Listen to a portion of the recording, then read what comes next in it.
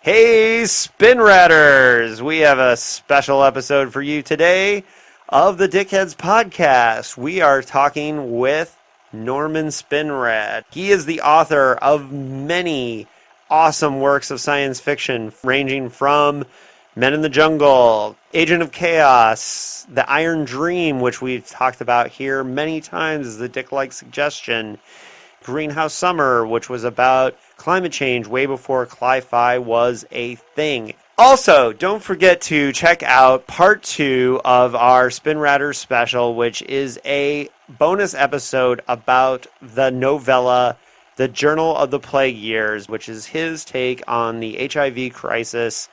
I'm joined by longtime AIDS activist Mark Conlon, and it's a really cool episode, so please check that one out too.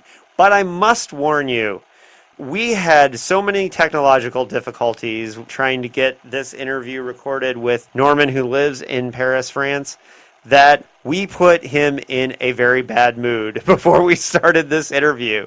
He was not very happy with my first question, but things get much better from there. So please enjoy this interview and read lots of Spinrad.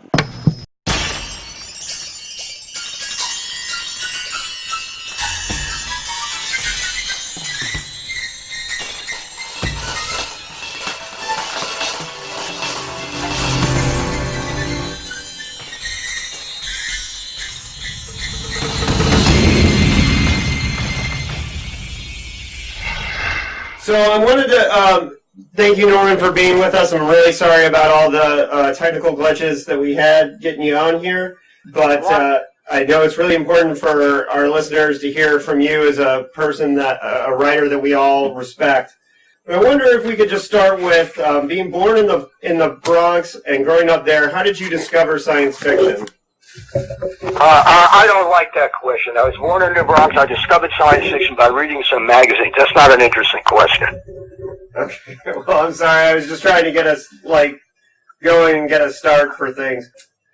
Solarians was your first novel, but Agent of Chaos and Men in the Jungle quickly followed, and it seemed like those were definitely where you were starting to work with a political mindset, which I think is interesting because at the time, Roddenberry was doing Wagon Train to the Stars, but you were doing really intense political stuff. Could you tell us? No, I don't understand the question. You asking me when I started writing? Well, yeah, I'm just trying to get a basis for, because a lot of our listeners really like to talk about the new wave, since we do a lot of because we're based on Philip K. Dick and that kind of thing. And I think that you were doing just as exciting, more exciting stuff at the time, and I think it would be really good for our listeners to explore the stuff in your early days. You have to speak real clearly. You're not getting, you're talking too fast, and you're not, and the line isn't good. Ask me a question again, whatever it is, but not about my boyhood or going to school or boring things like that. Okay. I was just really interested in the early days when a lot of science fiction was really just kind of Wagon Trains to the Stars and space opera. You were doing really intense and interesting political things in books like Agents of Chaos and Men in the Jungle, really breaking new ground. I was just wondering if you could talk to us about those early days and what types of things you were trying to write and what kind of critical stuff were you looking at? All right. This was on early in my career. This would have been about 1965. The first, or maybe a little bit earlier, when Harlan Ellison was doing Dangerous Visions. And in the States, Dangerous Visions was the first real attempt to make science fiction a more serious literature, and the way Harlan had put it, had wanted it, was to, shock people, to print things that nobody else could print. And so I had a story called, it was Men in the Jungle. It was a novelette or something, but I ended up selling it as a novel. And then I sold the very first story that Harlan had for Dangerous Visions, which was Carcinoma Angels, which almost was sold to Playboy for a lot of money, but they didn't quite buy it, so Harlan bought that as the very first thing. And then I sold I did the novel of Men in the Jungle. It was published by Doubleday in hardcover in about 1967. No, it couldn't have been, yeah, something like that. And then, well, that's how it started. And in England, the new wave started in a different kind of way, about the same time, but independently, by Michael Moorcock, who took over New World's magazine, and turned it into a kind of New World's magazine. Turned it into a kind of a literary magazine, but also a kind of science fiction magazine. He was trying to put the two things together. Again, what the idea was that science fiction was writing trivial stuff, trivial fiction, in a way, trivial fiction, about great big serious things, and so-called literary fiction was using much better literary quality to talk about what was in its own navel. So that was the beginning of the new wave, basically. There were other things there too. It started in England with Mike and the magazine, and then well, all right, that's how it started. Well, right, and Michael Moorcock played an important role too, because he, if my understanding, my research is correct, saved Baron Bug Jack and really helped you to get that book out, which was a very forward-thinking book. Could you tell us a little bit about Baron Bug Jack and what happened with that book? Well, what happened was, after Double published The Man in the Jungle, I got a contract to write Jack Barron. And Men in the Jungle had been, pretty of a groundbreaking book, in some ways. Because there's a lot of ground to break, because science fiction was regarded as something for teenagers at best. And you couldn't have sex, you couldn't have dirty words, you couldn't have politics, and that's what it was. With exceptions and stuff that was maybe published in Playboy. But basically that's what basically that's the sort of thing that they wanted. These were restraints. There were some very good books written under those constraints, but you're going with limits. This is the same kind of thing with about the same time that William Burroughs published Naked Lunch, which he hadn't been able to publish for years, and so on and so forth. So I asked the editor, Larry Ashby, what are the restraints? This was after on Bug Jack Barron, and he said, no restraints, don't worry, terrific. Because I said, you sure? Yeah. Admittedly, this was a 3-martini lunch, but so I wrote it the way I wrote it, that it had to be. Well, I wrote it that way, and when I turned into to Doubleday, they told me they wouldn't print this book unless I took on all the sex and politics. And I said, well, that'd be like a very short novelette. And so I spent a year trying to sell it as a mainstream book. But in those days, you couldn't do that, especially if you had a record as writing science fiction. So finally, I sort of gave up and published it as a science fiction novel. Mm-hmm. But before that, before I made that deal, there was a Milford conference where Michael Moorcock was there, where people, writers came there and read each other's stuff. Mike read the first 2 chapters of Bug Jack Barron, and he wanted to do it as a serial for New Worlds in England, which he did do, 6-part serial. So that about the time that was happening was when I made the sale to a guy named Ernstberger at whatever the house was in those days. And that's about the story of how that happened.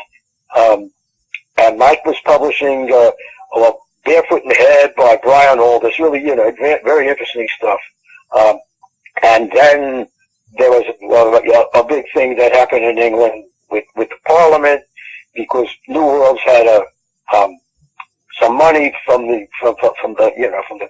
literary, from the cultural, whatever they called it, of the government themselves, and there was a big whole, they were angry about that.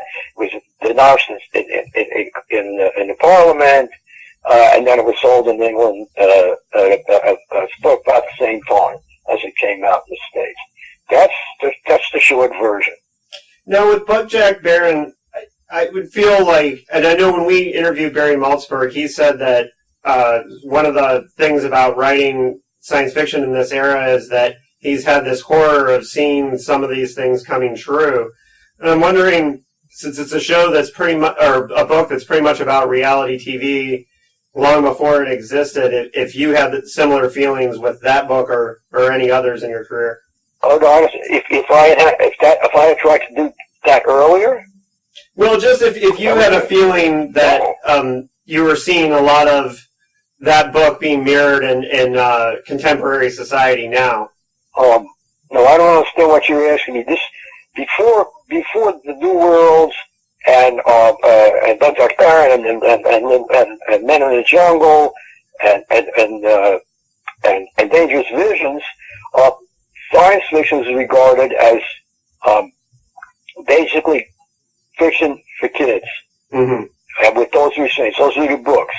The magazines, there are a lot of different magazines for, but the story's a little bit more sophisticated, mm-hmm. A little more adventurous, maybe, but there was still restraints. One of the things that really got people about Buckjack Barron, they said it was dirty words and sex, which today you just see in any, young adult novel. In those days, you couldn't do that. You couldn't talk about specific politics and name political parties and things like that. It was also the time of the counterculture versus whatever the other thing at that time was. So it was, the whole thing was political. It was about the time, about earlier than that, Henry Miller's Tropic of Cancer was finally published, because before that, Burroughs couldn't publish Naked Lunch, and nobody could publish, in a regular way, stuff with dirty words and specific sex. So this is all happening at the same time. Mm-hmm. Do you feel that lane opened up a little bit more after Dangerous Visions, that you were able to go into that territory a little bit more? Yeah, after that, after Buckjack Barron and Dangerous Visions and Barefoot in the Head, although Brian had a lot of trouble with that in the States, it got opened up. In England, more quickly and more recently, because there'd always been a little bit more of a serious regard to literary science fiction there. Then it broke up. Then all that was. It wasn't. It was movies. It was music. It was science fiction. It was other kind of fiction, like Burroughs, who was on both sides of the line, and Phil Dick. At least after that. Then everything changed. Then those things were broken, and that was like 65, 66, 67, like that, up until the middle of the 1970s, I would say. Right.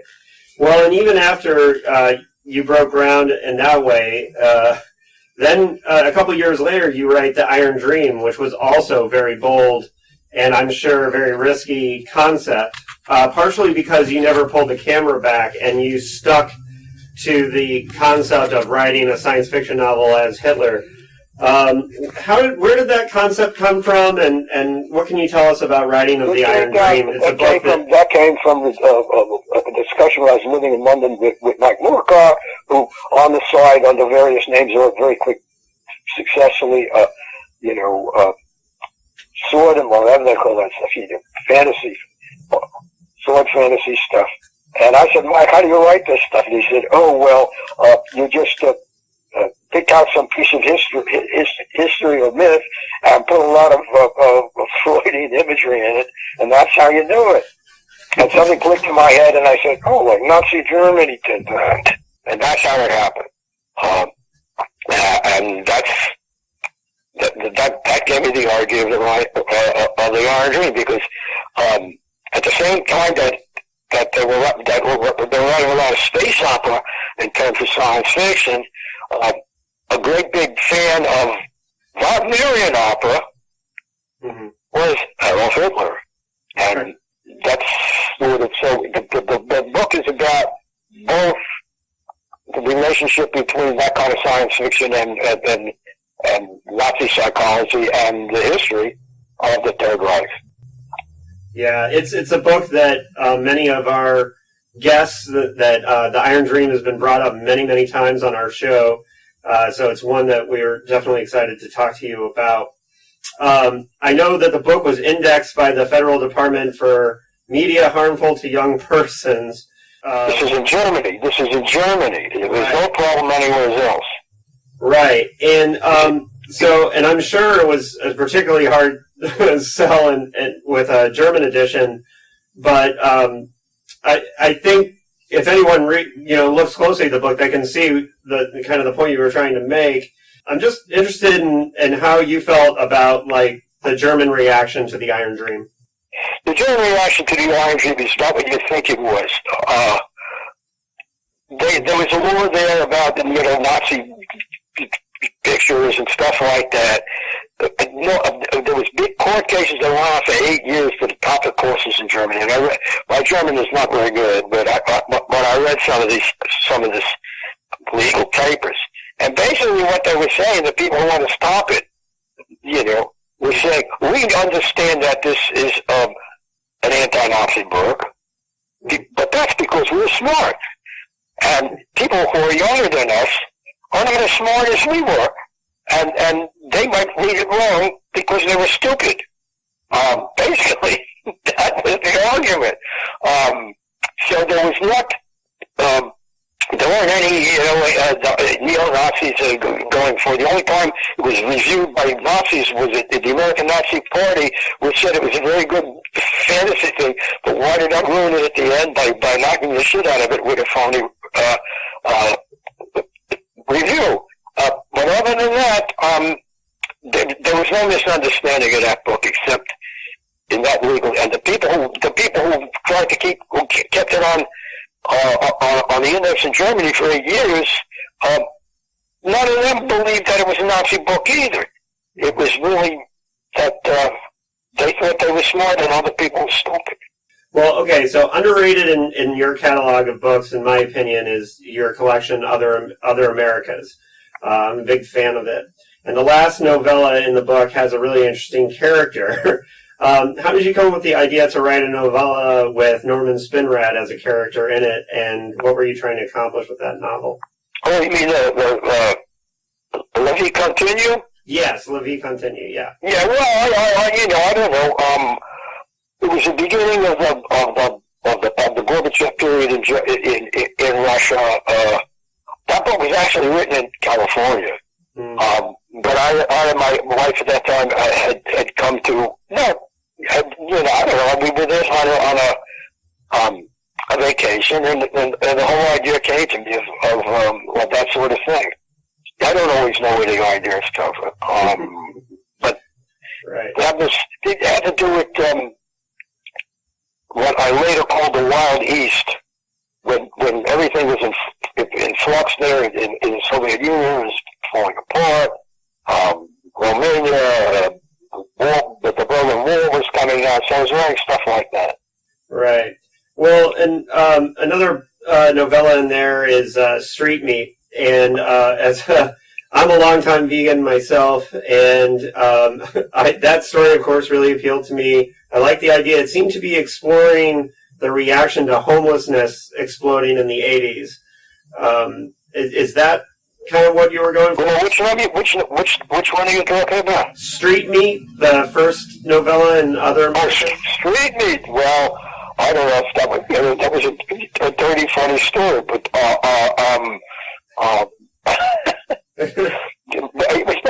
Yes, and the only thing that was happening in magazines, and that was a different thing. Well, maybe it was the same thing. There was somebody that someone taking a grumpy dump, and the editor said you had to take out grumpy. Pretty much. Again, that was just a short story. That wasn't really all that serious. Mm. I really enjoy Other Americas. I think it's a really great collection, and I think it's a really good timepiece for looking at kind of what you were thinking at the time.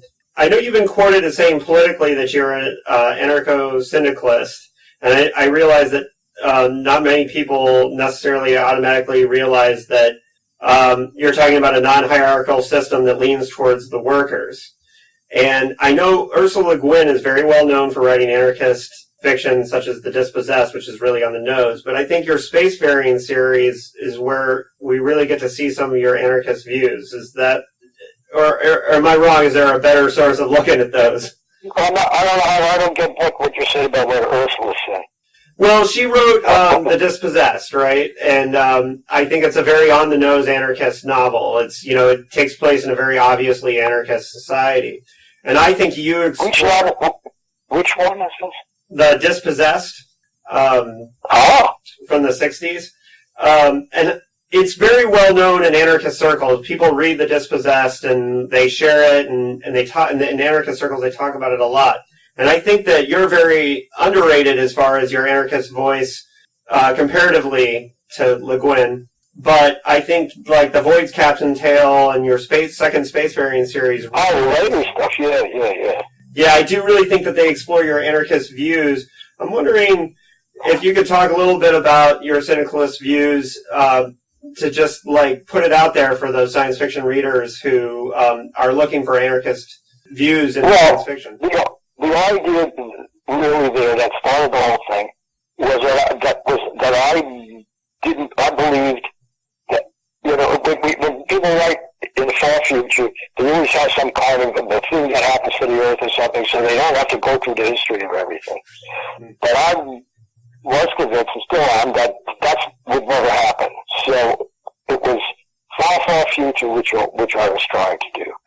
And I was doing it in what I call Gringo, which is a combination of all kinds of different languages. So it's really English.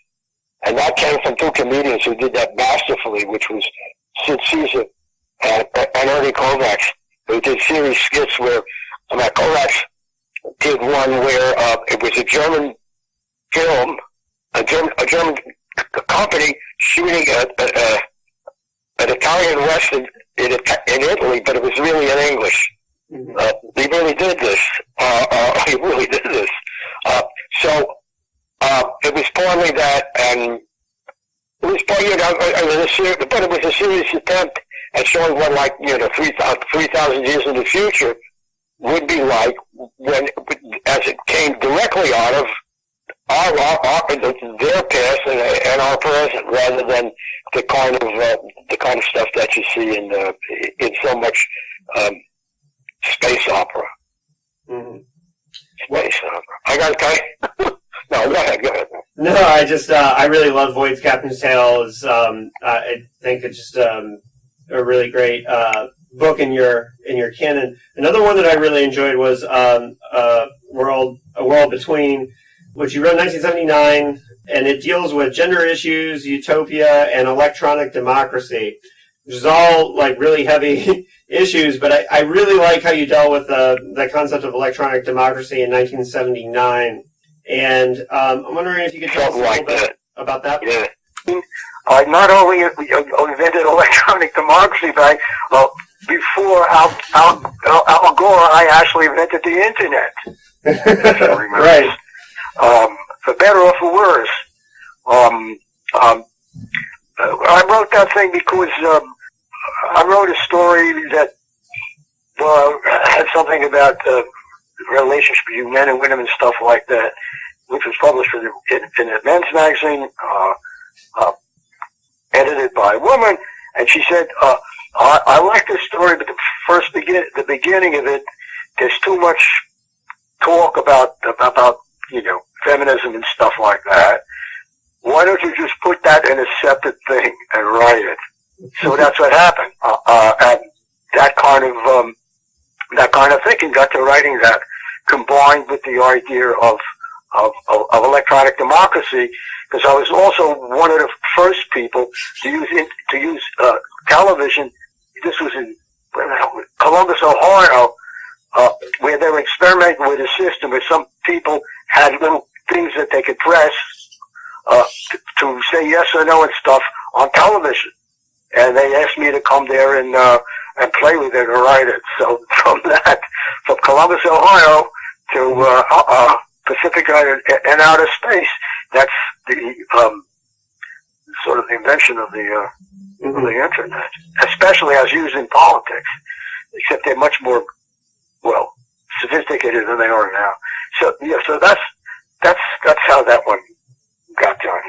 Yeah, and it's really obviously very forward thinking. Now, one that we recently did a special episode, we recorded it, and we're going to release it with your interview about Journal of the Plague Years, which for us was just a truly phenomenal book. We loved it, and we did close to an hour breaking down that book. And this is a story about AIDS, and it seems like no one was wanting to really touch that issue at all at the time. Oh. Yeah, and so this dystopia views a world with sex police, quarantine zones, and all that. Could you tell us, like, where this book came from and the process of making it? What happened was, I wanted to do it as a novel, and this was for Bantam, who's my publisher at the time. Mm-hmm. And they said, we can't publish that as a novel. But we're doing an anthology of original stories. We'll buy a novella version for that. So originally it was published in this collection, and then later on it was published as a short novel and stuff like that. Yeah, that was real poison. It was so bad that although they would publish it as part of the book they were publishing, they wouldn't publish it as a self-standing book. Mm-hmm. That's how that came to be like that. Well, and I like how the book was written with these kind of fake histories going backwards, and I actually think the structure worked really well in the novella length. So we found it really great. But we actually had an AIDS activist that was doing AIDS work in the 80s and 90s who joined us on the episode, and he was just so you know very impressed by your take on everything, and was very excited to read it. Another topic that's really important or really popular right now is climate fiction and cli-fi, and you were way ahead of the ball with that in 1993 with Deus Ex and 99 with Greenhouse Summer. You predicted a future in Greenhouse Summer where corporations profited by doing temporary fixes.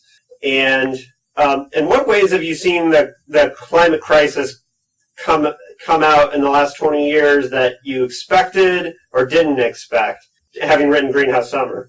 Well, yes and no. I mean, what hasn't happened yet, which they're now starting talking about, is that then they start messing around with the new weather with themselves, different parts of the world, and so it's post, in a way, Greenhouse Summer.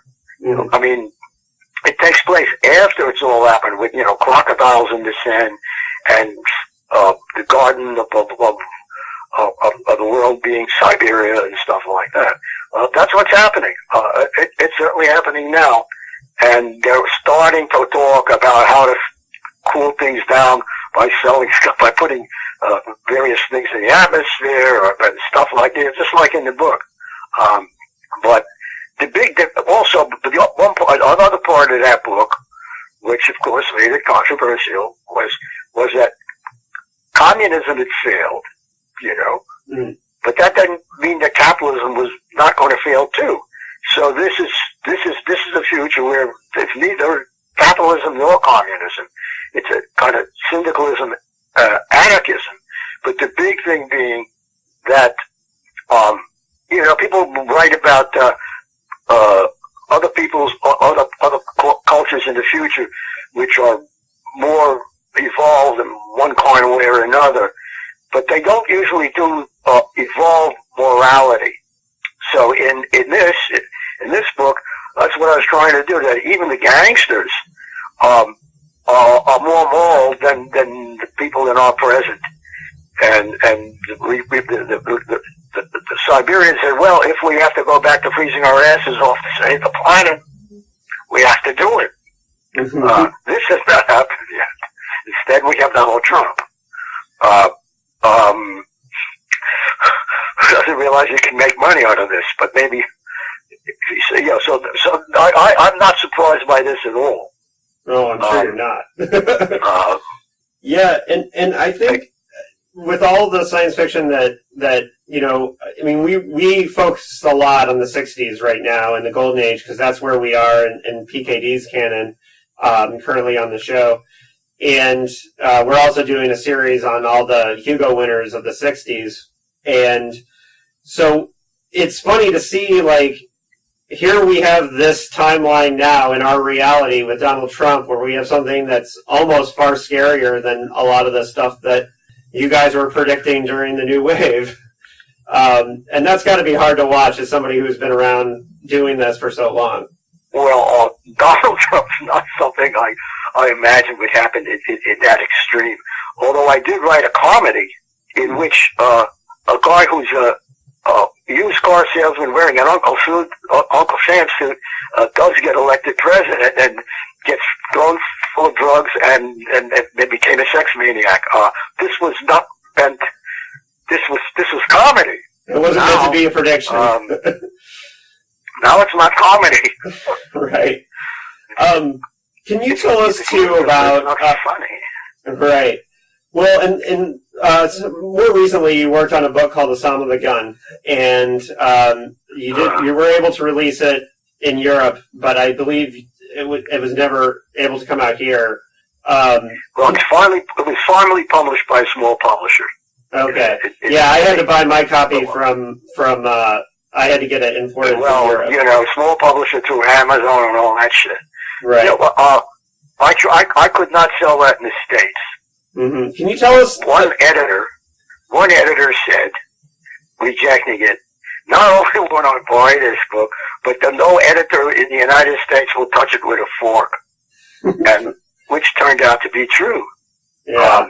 And I knew it was going to be a hard thing to get published, because it was for the same reason that it was something that had to be done. Mm-hmm. Sympathy for the devil, as the Rolling Stones put it. And then it was published in France and a few other places like that. But more seriously. But right. That was one, and I never tried to get it. I never tried to sell that on a partial or an outline, because I knew that was fruitless. Mm-hmm. I actually started writing a novelette, and then after 40 pages, I realized I was at the beginning of a novel. So I just had to keep going. Nobody else was doing it.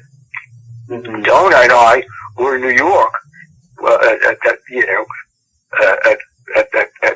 9/11, and then I was asked by various magazines to write something about it, some of which I did, and people started to write novels about their lives, what happened to that, and people were saying to me, "Why don't you write a novel like that?" And I said, "It's too early, and that's not what I want to write anyway."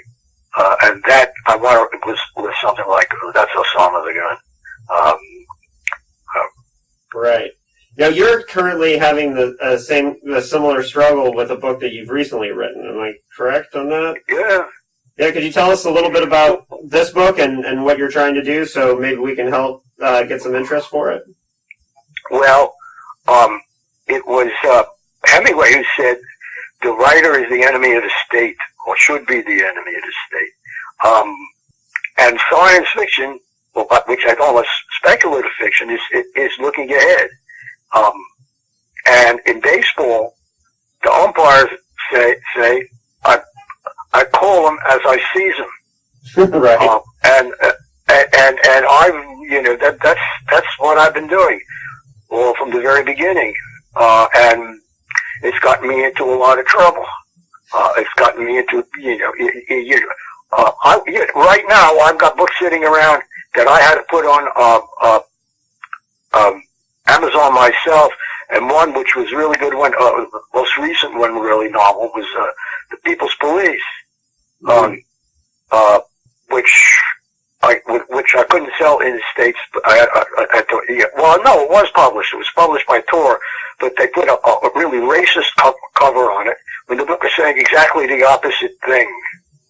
And that, and even the idea of positive police with people like that was a bit too much. But I did get it sold, and they did publish it. But they published it very badly because of all kinds of upheavals that went on at Tor Books, especially when David Hartwell, who was a great editor, my editor for a long time, had a tragic accident, and it was his book, and they didn't give a shit about it, and they just didn't do anything with the hardcover, and then they wouldn't bring out a paperback. And then I just had another thing happen where I wrote a novella called General Strike, about generals going on strike. And I'm not going to name names because it's embarrassing, but an editor of a magazine who said, I really want to publish this, but they won't let me. But I know damn well they won't let me do it. I've had a lot of problems like that. And I've had a lot of I think that a lot of the things that were positive things artistically in my work were commercially negative. I know what the name is. You're named after Phil Dick. Well, Phil Dick didn't really get out of the science fiction hole until the first movie. When he was doing that, we were good friend of Phil, and before that he was asking me a very important question: would it be better for me to buy another old car, or buy some new tires for this one? And that was the kind of level that things were in those days. But Phil kept going, and finally lucked out, but didn't live to enjoy it. So yeah, what can I say? People have told me, in a way, that I'm deliberately blackballed. I never used to believe that, but now I sort of believe it. It's not so much that I personally am blackballed. It's that what can be published in science, the things that I want to do, the things that I write, are not what's being published in science fiction. And on the other side, once you have a reputation as a science fiction writer, whatever it is you're doing, it's very hard to get published any other way. When I was president of the SFWA, you give a prize for Grandmaster every year, and I wanted to give it to Kurt Vonnegut, and I had to really argue with people, although I could have done it unilaterally. But Vonnegut wouldn't accept it, because it would have been a bad move for him. Brian Aldiss, who was very good, very, very well regarded literarily in England, always had trouble being published in this state, always complaining about it. So that's, so I don't think that for me, to be honest about it, it's two things. One is, it's stuff that I write, but it's also, I don't take shit. Yeah, right. I don't, commercially maybe I have never been late with anything or anything like that. Anybody who's worked as an editor with me, except for one guy who was an idiot, whose name was Castanhar, by the way. Edward Castanhar. But when it comes to the business of it, when I was screwed, I fought back. Sometimes I won, and sometimes I lost. And that combined with what has happened with science fiction literature, particularly, and other things as well, has if an editor says, I believe everything in this novella, I really want to publish it, but I can't, and this magazine has recently published a bunch of my other stuff, well, how can you say that's not political? Right. It's political. It doesn't. If that had been written by somebody else, they would have gotten the same thing. Right. Well, they wouldn't have published it if it had been done by Stephen King or whoever the fuck it was. So it's a combination. All right. So Norman, I'd like to, before we close up, I'd like to go back a little bit and talk about some of the influence of editors, because that's one of the things we've learned a lot about since we've started doing Dickheads. Specifically, we've seen huge influence by Tony Boucher and Don Wollheim on the path that Phil took to get to where he was. And you just mentioned David Hartwell, who I know his absence has been... A great editor, yes. Yeah, his absence has been a huge deal for... I know I'm a huge fan of F. Paul Wilson. I'm getting towards the end of this myself because I'm very tired right now. But Sure. maybe. But I was once asked to give the Hugo for best editor, and what I got up and said was, I can tell you the history of science fiction in the names of about 6 editors, or maybe 7. You know, Gernsback, Campbell, Boucher, Betty Valentine, Fred Pohl, and so on and so forth. So they have really been very, very, Mike Moorcock, there have been very important editors. Most of the magazine editors, there weren't that many, there were some book editors, but that really were instrumental in the history of the whole literature, from Gernsback all the way up to Mike Moorcock and Ernstberger. Pick who they are. I didn't name. I'm going to name a dozen people. Well, maybe I did name a dozen people. Bang, bang, bang, bang, bang, and that was the whole thing. I think rather unusually compared to every other thing else.